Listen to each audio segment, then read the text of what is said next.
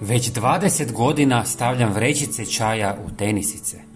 Možda se pitate zašto bi to netko radio.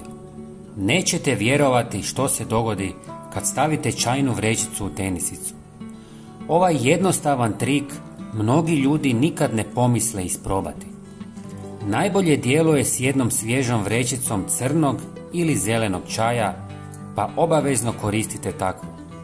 Sve što trebate je staviti po jednu vrećicu u svaku tenisicu ili cipelu i ostaviti ih preko noći. Dok spavate, čaj tiho upija vlagu i uklanja neugodne mirise. Prirodni tanini u čaju čine ovaj način vrlo učinkovit i potpuno siguran. Isprobajte ga samo jednom i bit ćete oduševljeni razlikom. Osim čaja, možete koristiti i sodu bikarbonu. Stavite ju u staru čistu čarapu i gurnite u tenisicu.